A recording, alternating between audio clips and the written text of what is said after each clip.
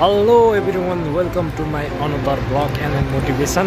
र सबैजनालाई स्वागत गर्न चाहन्छु आजको यो मेरो ब्लगमा। र धेरै पछाडि तपाईँहरूको माझ म सानो ब्लग लिएर आएको छु है, सो हेरेर साथ दिनु होला। र जतिजना पनि हेर्दै हुनुहुन्छ तपाईँहरूले मलाई साथ सपोर्ट गर्नु होला।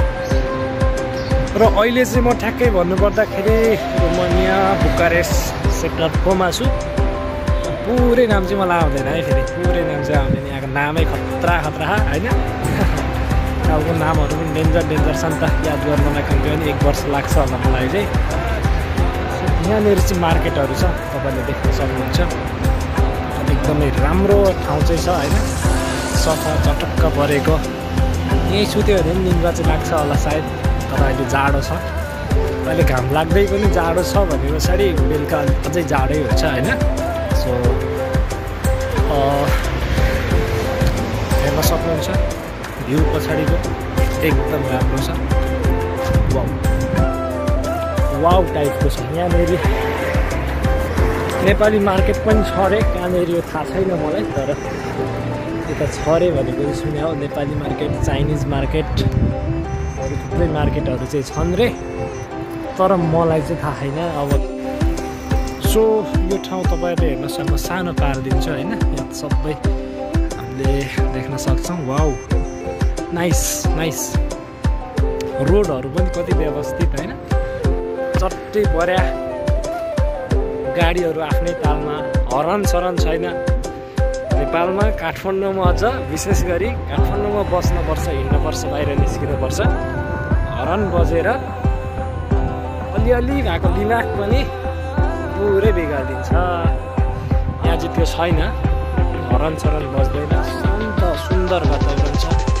पार्कहरू छ यता है, सो तपाईँले हेर्न सक्नुहुन्छ।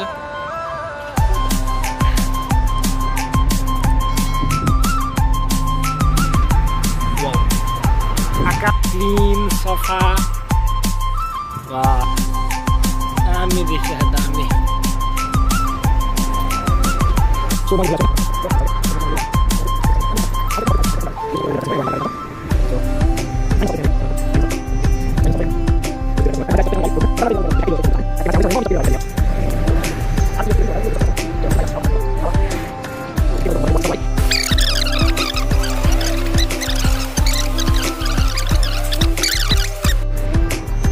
साथीहरू अब चाहिँ मार्केट जान्छ है त, मार्केट जान्छ त्यो कुराहरू किन्नको लागि।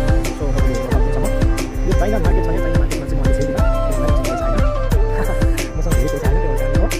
मेरो रुम छेउको मार्केट छ, त्यो मार्केटमा चाहिँ जान्छ है, गाडी लिएर छ, तर म गाडी आउनु अगाडि त्यसलाई कसरी गरिसक्छु त्यो कारण मलाई यहाँनिर पार्किङ देख्न सक्नुहुन्छ तपाईँले। पार्किङ एकदम व्यवस्थित।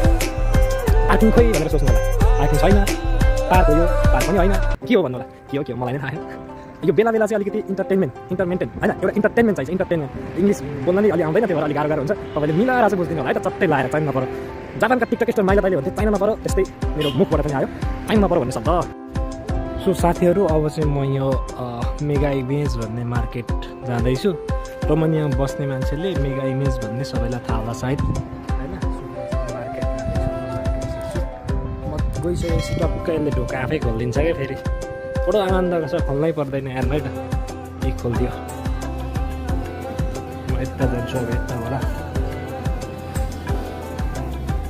यहाँ केराहरू छ होइन, फलफुलहरू छ। म किन्छु केही कुराहरू।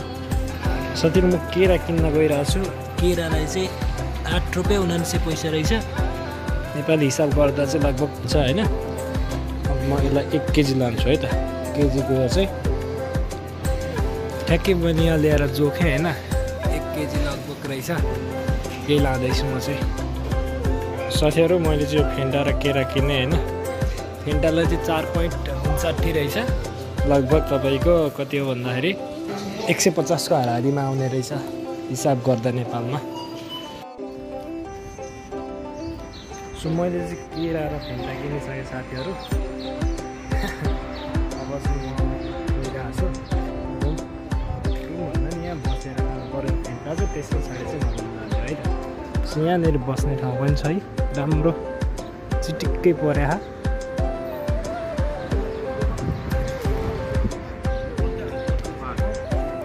बसेर खाइरहेको छु। चियर्स।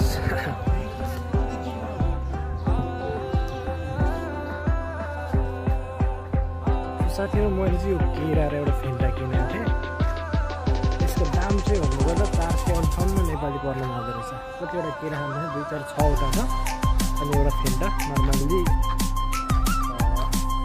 कति लिटरको सानो थियो सोना चाहिँ यतिलाई यत्रो महँगो पर्न गयो भनेपछि म अब चाहिँ घुम्न जाँदैछु। लेट्स गो साथीहरू। यो चाहिँ राम्रो भ्यू छ, यता चाहिँ तपाईँले हेर्न सक्नुहुन्छ।